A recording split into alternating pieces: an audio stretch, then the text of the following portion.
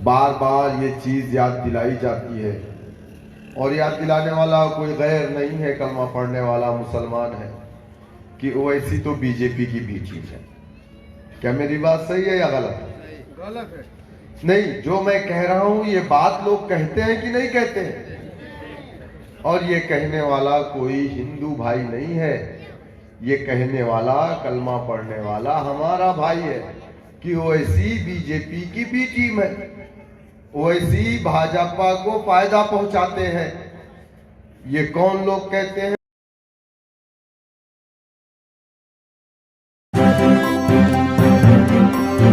Media voice, आपकी आवाज। Samajwadi party के सेकुलर चपरासी जो मुसलमान हैं। मेरे दोस्तों, मेरे बुजुर्गों, अभी आपको याद होगा कि रामपुर के अंदर आजम खान ने जब 2022 के विधानसभा के इलेक्शन में विधानसभा का चुनाव लड़ा, जीते, तो उन्होंने रामपुर की लोकसभा सीट से इस्तीफा दे दिया था। बाद में वहां पर उपचुनाव हुआ। उस उपचुनाव में मजलिस इत्तेहादुल मुस्लिमीन ने पार्टिसिपेट नहीं किया, हम वो इलेक्शन नहीं लड़े। जहां पर 50% मुसलमान, वहां पर बीजेपी कामयाब हो गई, हम इलेक्शन नहीं लड़े थे। किसने जिताया बीजेपी को? हमने जिताया। मेरे दोस्तों, मेरे बुजुर्गों, लेकिन सवाल यह है कि आखिर जरूरत मजलिस इत्तेहादुल मुस्लिमीन की क्यों? उत्तर प्रदेश में समाजवादी पार्टी है, उत्तर प्रदेश में कांग्रेस पार्टी है, उत्तर प्रदेश में बहुजन समाज पार्टी है। तो ये सेकुलर पार्टियां जो अपने आप को सेकुलर कहती हैं, नाम नहाद सेकुलर पार्टियों के होते हुए एमआईएम पार्टी की उत्तर प्रदेश में जरूरत क्यों पड़ी? बैरिस्टर साहब को हैदराबाद से 1400 किलोमीटर दूर से उत्तर प्रदेश में क्यों आना पड़ा? ये सवाल तो आप लोगों के दिमाग में कभी कभी आता होगा ना। तब आपको ऐसा लगता होगा कि बैरिस्टर साहब के बारे में जैसा लोग कह रहे हैं, यानी समाजवादी का मुसलमान जो इल्जाम लगा रहा है कि बीजेपी की बी टीम है, इसका मतलब है कि बैरिस्टर साहब, ये सब चीजें आपके दिमाग में खटकती है। अब आप इस बात को एक्सेप्ट करें या ना करें, लेकिन ये सच्चाई है। यही वजह है कि जब इलेक्शन आता है, बैरिस्टर साहब की जनसभा होती है, उस जनसभा में 10 से 15,000, 20,000 की भीड़ इकट्ठा होती है, और उस भीड़ को हम पैसे पर नहीं लाते। तमाम सियासी पार्टियों की भीड़ जो होती है, चाहे वो रूलिंग पार्टी की हो, चाहे विपक्ष की हो, अपोजिशन की, वो पैसे दे करके लोगों को अपनी रैलियों में लाते हैं। लेकिन मजलिस इत्तेहादुल मुस्लिमीन एक ऐसी पार्टी है जो बैरिस्टर असदुद्दीन ओवैसी साहब के चेहरे को देखने के लिए, उनके भाषण को, उनकी तकरीर को सुनने के लिए हजारों की तादाद में लोग उनके जलसे में शिरकत करते हैं। लेकिन जब इलेक्शन करीब आता है, जिस दिन वोट पड़ना होता है, 2 दिन पहले वो कौन सी दवा पिलाई जाती है, वो आपके दिमाग को, आपके जहन को किस तरीके से हैक किया जाता है कि जब आप वोट डालने जाते हैं, आप ये कहते भी हैं कि समाजवादी ने हमारे लिए कुछ नहीं किया, कांग्रेस ने हमको धोखा दिया, बीएसपी ने हमारे लिए कुछ नहीं किया। गाली दे करके आप समाजवादी को वोट डाल करके आते हैं।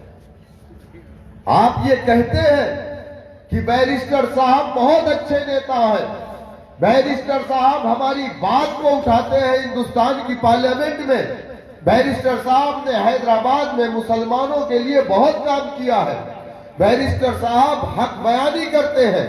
लेकिन उसके बाद भी आप बैरिस्टर साहब को वोट नहीं डालते और ये कहते हैं नेता अच्छा, पार्टी अच्छी, प्लेटफॉर्म हमारा, झंडा हमारा, डंडा हमारा। लेकिन इसी लेकिन से हमको बाहर निकलना पड़ेगा। लेकिन बीजेपी को हराना है तो समाजवादी को वोट डालना पड़ेगा। यही होता है ना। कभी आपने अपने इलाके में स्कूल खोलने के नाम पर समाजवादी पार्टी के किसी विधायक को वोट नहीं डाला। कभी आपने अपने इलाके में अच्छे अस्पताल के लिए समाजवादी को वोट नहीं डाला। कभी आपने अपने इलाके में अच्छे स्कूल या बच्चियों के कॉलेज के लिए या अच्छी सड़कों के लिए, अच्छे अस्पताल के लिए वोट नहीं डाला। कभी आपने साफ पानी के लिए वोट नहीं डाला। कभी आपने इंटरलॉकिंग के लिए वोट नहीं डाला है। ये सच्चाई है, आपको एक्सेप्ट करना पड़ेगा। आपने हमेशा वोट अगर डाला है तो बीजेपी को हराने के लिए समाजवादी को वोट डाला है। सच है या गलत? समाजवादी पार्टी का विधायक जब जीत जाता है तो आप उससे सवाल नहीं करते। अगर सवाल करेंगे तो उसका जवाब ये होता है कि हमने तुमसे ये नहीं कहा था कि हम तुम्हारे इलाकों में स्कूल बनाएंगे, हमें वोट डालो। हमने तुमसे ये नहीं कहा था हम तुम्हारे इलाके में बच्चियों के लिए डिग्री कॉलेज बनाएंगे, हमें वोट डालो। हमने तुमसे ये नहीं कहा था कि हम तुम्हारे इलाके में अस्पताल और फ्री इलाज की सुविधा करेंगे, हमें वोट डालो। हमने तुमसे ये कहा था कि तुम हमको वोट डालो, हम ही बीजेपी को हराएंगे। हमने बीजेपी को हरा दिया, यही तुम्हारे लिए सब कुछ है, यही तुम्हारा इनाम है, बाकी तुम्हें कुछ नहीं मिलेगा, है ना। मेरे दोस्तों, मेरे बुजुर्गों, आज जो हालात है, मस्जिद का मामला, मदरसे का मामला, शरीयत में मुदाखलत, हमारे इलाकों में स्कूल नहीं, हमारे इलाकों में बैंक नहीं, हमारे इलाके में एटीएम बैंक ब्लैक लिस्टेड है। ये सब रीजन क्या है? मुसलमान दोस्त के नाम पे मार दिया जाता है, लिंच कर दी जाती है, दाढ़ी और टोपी का मामला आता है। कहीं आपका बच्चा अगर कहीं रात को 8 बजे के बाद घर पे नहीं आया तो आप परेशान हो जाते हैं। अगर खुदा ना खास्ता उसकी शक्ल मुसलमानों जैसी दाढ़ी और टोपी वाला है तब तो आप और परेशान हो जाते हैं। अगर उसको आपने फोन लगाया, फोन नहीं लगा तो आप और परेशान हो जाते, भाग करके अपने लोकल पुलिस स्टेशन में चले जाते कि मेरा बेटा गया था, उसका फोन नहीं लग रहा, नहीं आया। ये खौफ की जिंदगी में मुसलमान जी रहा है, इस बात से कोई इनकार नहीं कर सकता। क्यों? कभी आपने सोचा हमारे देश का संविधान इतना खूबसूरत है, इतना खूबसूरत है, पूरी दुनिया में सबसे खूबसूरत अगर संविधान किसी देश का है तो वो भारत का है, जिसको बाबा साहेब भीमराव अंबेडकर ने बनाया था। बाबा साहेब भीमराव अंबेडकर ने संविधान में इस बात का राइट दिया है कि अगर कोई चाहे कपड़े ना भी पहने उसको कोई रोक नहीं सकता।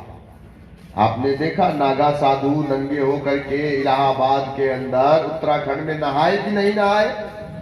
मादर साहब उनके बदन पे कपड़े नहीं होते थे, किसी ने रोका?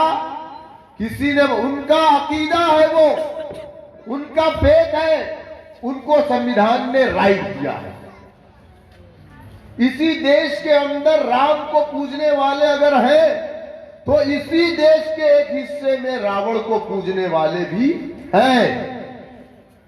ये संवैधानिक राइट है उसको। आपको संविधान ने ये इस बात की इजाजत दी है कि आप जो मजहब आपको अच्छा लगे आप उस मजहब को मानो। अगर आपको इस्लाम अच्छा लगता है तो आप इस्लाम को मानिए, आपको हिंदुइज्म अच्छा लगता है तो हिंदू मजहब को मानिए, आपको बौद्धिस्ट अच्छा लगता है तो आप बौद्ध धर्म को मानिए, अगर आपको क्रिश्चियन अच्छा लगता है तो आप क्रिश्चियन धर्म को मानिए, ईसाई अच्छा।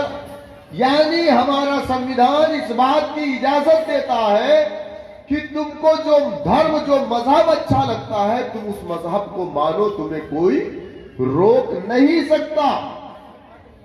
हमारे देश का संविधान इतना खूबसूरत है कि ये कुत्ता खाने वाले को भी मना नहीं करता तुम कुत्ता खाओ। इस देश में कुत्ता खाने वाले भी हैं, सूअर खाने वालों को मना नहीं करता खाओ, ये उसका राइट है, उसको इजाजत है अपने पसंद के कपड़े पहने, अपने पसंद का खाना खाए, अपने पसंद के मजहब को माने, ये उसका राइट है। बच्ची बालिग हो गई, बेटा बालिग हो गया, उनकी अपनी मर्जी अपनी पसंद से वो शादी करे, किससे करे, माँ बाप भी उसको नहीं रोक सकते। अगर बालिग है कोर्ट में जाकर के शादी कर लेते हैं। हमारे देश का संविधान इस बात की इजाजत देता है। यह हमारे देश की खूबसूरती है, क्योंकि हमारे देश का कोई मजहब नहीं है। हमारा देश धर्मनिरपेक्ष है। इस देश का कोई मजहब नहीं है। हमारा संविधान उसे भी मानता है जो इस दुनिया के अंदर किसी मजहब को ही नहीं मानता। ऐसे भी लोग हैं देश के अंदर, लेकिन हर किसी को इजाजत है अपने हिसाब से अपनी जिंदगी जीने की। कुत्ता खाने वाला कुत्ता खा रहा है, सूअर खाने वाला सूअर खा रहा है, शराब पीने वाला शराब पी रहा है, गांजा पीने वाला गांजा पी रहा है, मंदिरों में पूजा करने वाला मंदिर में पूजा कर रहा है, 4 नहीं 10 लाउडर लगा करके कीर्तन करता है 24 घंटे। कभी हमने एतराज नहीं किया। मुझे फख्र है इस बात पे कि मुसलमानों ने कभी आपत्ति नहीं जताई। हां, जब तुमने हमें गाली दिया तुम्हारे जुलूस में, तो वहां पर आपत्ति दर्ज कराई गई, लेकिन किसी के ऊपर एफआईआर नहीं हुई। लेकिन इस देश में एक समाज ऐसा है जो कलमा ला इलाहा इल्लल्लाह मुहम्मदुर रसूलुल्लाह पढ़ता है। आखिर उस समाज के ऊपर सारी पाबंदियां क्यों? अगर हमारा बेटा किसी हिंदू लड़की से शादी कर लेता है तो टेलीविजन चैनल और अखबारों में चलता है कि लव जिहाद दबाव डाल के पैसे देकर के मजहब को तब्दील कराया गया, और हमारा बेटा तो जेल जाएगा, साथ साथ उसके माँ बाप भाई बहन सबको जेल में डाल देते। कानून बना दिया गया और महज 2 साल के अंदर 500 लोगों को जेल की सलाखों में डाल दिया गया, लव जिहाद और मजहब तब्दीली के नाम पर। कोई अगर मुसलमान बच्ची किसी हिंदू बच्चे के साथ चली जाती है और जब वो शादी करती है तो यही दोगला मीडिया क्या लिखता है कि मोहब्बत के खातिर एक मुस्लिम बच्ची ने धर्म की दीवार को तोड़ करके फलाकी हो गई। लेकिन अगर मुसलमान करता है किसी हिंदू बच्ची से तो क्या कहते हैं? तो मीडिया क्या दिखाना चाहता है आप अंदाजा कर सकते हैं। इस देश के अंदर 2 तरह के कानून हैं। बहुसंख्यक समाज के लिए अलग कानून और अल्पसंख्यक समाज के लिए अलग कानून है। इस देश के अंदर खाने पर पाबंदी आपको लगाई गई।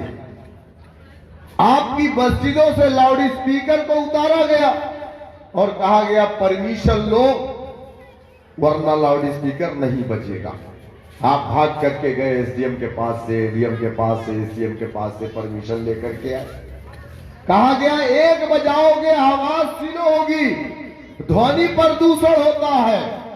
सुप्रीम कोर्ट ने डीजे पर पाबंदी लगाई है, लेकिन सड़कों पर डीजे खूब धूम से बजता है, पुलिस प्रोटेक्शन के बीच में बजता है।